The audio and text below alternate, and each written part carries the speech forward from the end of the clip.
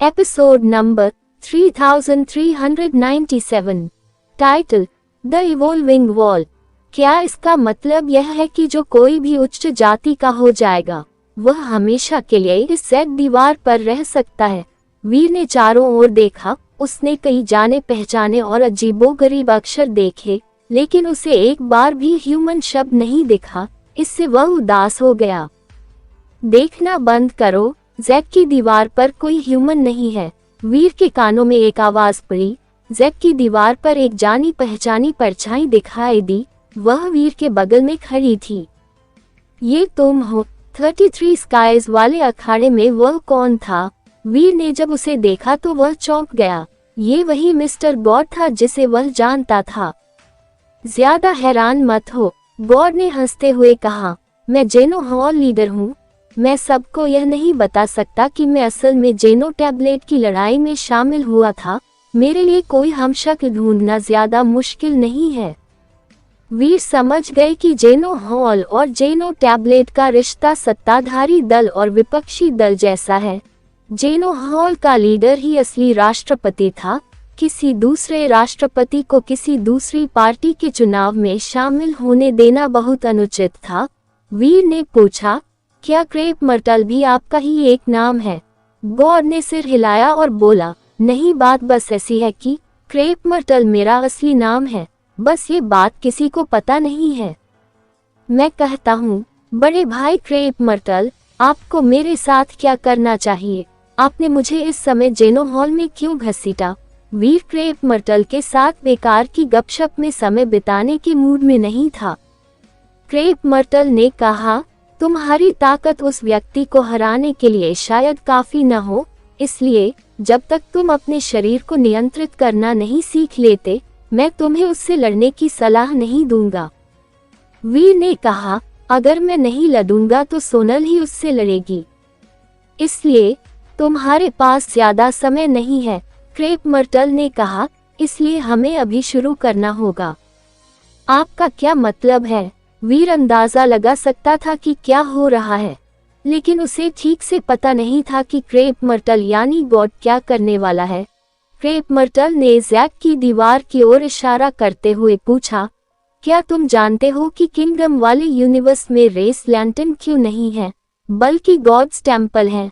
और जीनो यूनिवर्स में race lentil क्यों है, लेकिन गॉड्स टेम्पल नहीं है?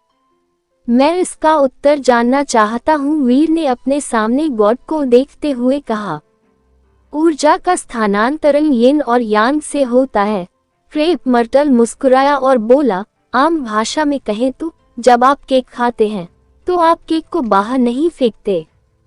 वीर ने क्रेप मर्टल को एक स्तब्ध भाव से देखा। उसे यकीन नहीं हो रहा था कि क्रेप मर्टल जैसा इंसान इतने बेढंगे अंदाज में बात कर सकता है। खांसी, मैंने एक बार यात्रा के दौरान एक बहुत ही दिलचस्प व्यक्ति से यह सुना था। ये बहुत ही अटपटा लग सकता है, लेकिन इसमें दम है। क्रेप मर्टल खांसते हुए बोला, दो यूनिवर्सल जीवन का पुनर्जन्म एक जैसा होता है। दोनों यूनिवर्सीय जीवन में यिन और यांग होते हैं। हालांकि यिन और यांग एक दूसरे के विपरीत हैं। इसका मतलब यह नहीं कि दुनिया यिन और यांग के बीच बंटी हुई है, लेकिन अगर तुमको इसे अलग करना हो तो तुम किस यूनिवर्स में विश्वास करोगे? एक पल सोचने के बाद वीर ने कहा, जीनो यूनिवर्स कुछ हद तक यिन जैसा लगता है। तुमने ऐसा क्यों कहा? क्रेप मर्टल ने वीर को दिलचस्पी से देखा। वीर ने कहा, ऐसा इसलिए है क्योंकि जीनो यूनिवर्स में कोई भी शुद्ध मनुष्य नहीं है। तुम जो कह रहे हैं वह सही है, क्रेप मर्टल ने कहा। जीनो यूनिवर्स यिन जैसा ज्यादा है, लेकिन ऐसा इसलिए नहीं है क्योंकि वहाँ कोई इंसान नहीं है। ऐसा इसलिए है क्योंकि वहाँ जीवन ज्यादा मौलिक है, ओरिजिनल। वीर को क्रेप मर्टल समझ में नहीं आया। क्रेप मर्टल ने कोई स्पष्टीकरण नहीं दिया। मेरे पास ये समझाने का समय नहीं है कि मेरे पास क्यों नहीं है। तुम इसे ऐसे समझ सकते हो जैसे किंगडम वाले यूनिवर्स में जीवन मानव त्वचा से ढका हुआ है, वहीं जीनो यूनिवर्स में आपने मानव त्वचा को हटा दिया है। उसके बाद क्रेप मर्टल ने जैक दीवार की ओर इशारा करते हुए कहा, इस Z दीवार ने उन सभी जीन प्रजातियों को दर्ज किया है जो उच्चतर प्रजातियां बन गई हैं। बेशक यह सिर्फ उच्चतर प्रजातियों के नाम ही नहीं हैं, इसने जीन प्रजातियों के बड़े होने के दौरान उनकी प्रगति को भी दर्ज किया है। इस Z दीवार को विकास दीवार यानी इवोल्विंग वॉल भी कहा जाता है। आप मुझे यहाँ सिर्फ ये बताने के लिए तो नहीं लाए हो, है ना? वीर ने बोलते हुए विकास की दीवार की ओर देखा। तुम्हारा शरीर इस यूनिवर्स के हर दूसरे प्राणी से अलग तरह से विकसित हुआ है। इसका मतलब है कि तुम अपना रास्ता भटक गए हो और अब तुम्हें अपना रास्ता खुद बनाना होगा। कोई भी तुम्हारा मार्गदर्शन नहीं कर सकता। तुम अकेले ही जंगल में भटक गए हो। मुझे विश्वास है कि यह विकास दीवार तुम्हारी थोड़ी मदद कर सकती है। कम से कम ये तुम्हें खुद को और समझने में तो मदद करेगी। क्रेप मर्टल ने ये कहने के बाद विकास दीवार पर अपने हाथ रख दिए। विकास की दीवार पर बहुत सारा पाठ प्रकाशित हो रहा था। पाठ से ढेर सारा ईश्वरीय संगीत निकल रहा था। हर शब्द सामान्य था। अब शब्दों में मांस और हड्डियां थीं। उनकी अपनी उपस्थिति थी।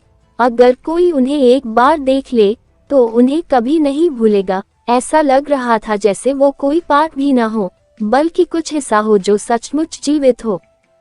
जब वीर ने फैदर की ओर देखा तो उसे सफेद पंखों वाला एक एंजल दिखाई दिया।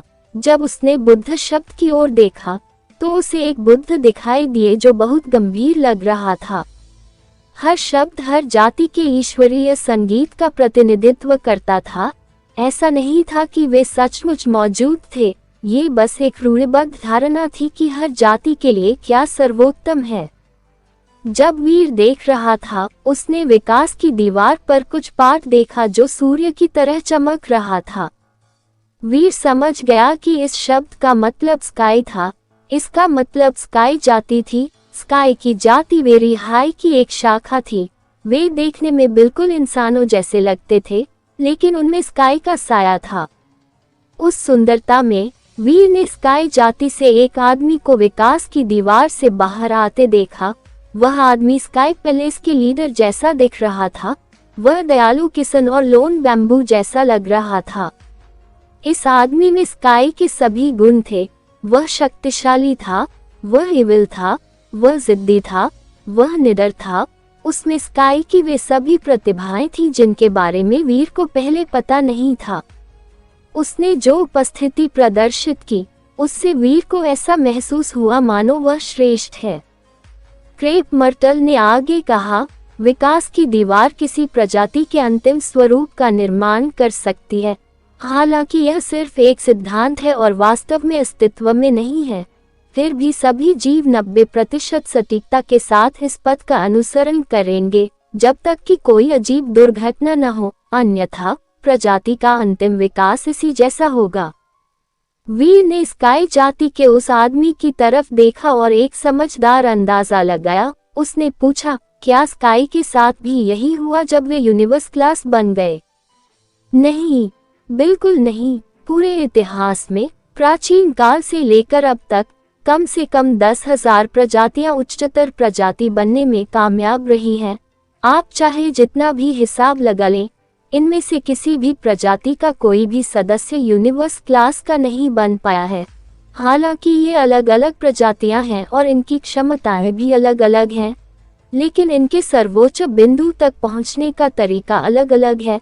भले ही ये प्राचीन काल की सबसे महान प्रजातियां हों, फिर भी ये ज्यादा से ज्यादा केवल गॉड केओस पार्टी लीडर के स्तर तक ही पहुंच सकती हैं। यह अभी भी यूनिवर्स क्लास तक पहुंचने से आधा कदम दूर है। क्रेप मर्टल ने स्काई के दर्शाने वाले पाठ को देखा और कहा, स्काई जाति की प्रतिभा और उनकी क्षमता अद्भुत है। स्काई में विकास की इन सभी पीढ़ियों के बाद अगर वे अपनी क्षमता को अधिकतम तक बढ़ा सके और अंततः उस स्तर तक पहुंच सके, तो मेरी तुलना में भी उनमें ज्यादा अंतर नहीं होगा। बेशक अभी स्काई जाति इस स्तर तक पहुंचने से बहुत दूर है, इसलिए ये सब सिर्फ एक अनुमान है। वीर ने विकास की दीवार की ओर देखा और पूछा, क्या आप चाहते हैं कि विकास की दीवार मेरे विकास के मार्ग की भविष्यवाणी करे? क्रेप मर्टल ने अपना सिर हिलाया और एक व्यंग्यात्मक मुस्कान के साथ उसने कहा, दरअसल मैंने पहले ही कोशिश कर ली है, ये काम नहीं करता। तुम्हारे जीन का विकास उस रास्ते पर चला गया है जहां कोई भी साधारण प्राणी कभी नहीं पहुंच पाया। विकास की दीवार की शक्ति तुम्हारे शरीर के लिए काम नहीं करती। ऐसे में आप कहना क्या चाह रहे हो? वीर को समझ नहीं आया कि क्रेप मर्टल क्या चाहता है। विकास की दीवार तुम्हारे लिए बेकार है, लेकिन यह बाकी सभी जातियों का भविष्य बता सकती है। क्रेप मर्टल ने वीर की तरफ मुस्कुराते हुए कहा, इसलिए ये तुम्हारे काम आ सकती है। तुम्हें इसे आजमाना चाहिए। मुझे ज्यादा इंतजार मत करवाओ। वीर को अचानक चक्कर आने लगा। वह विकास की दीवार में समा गया।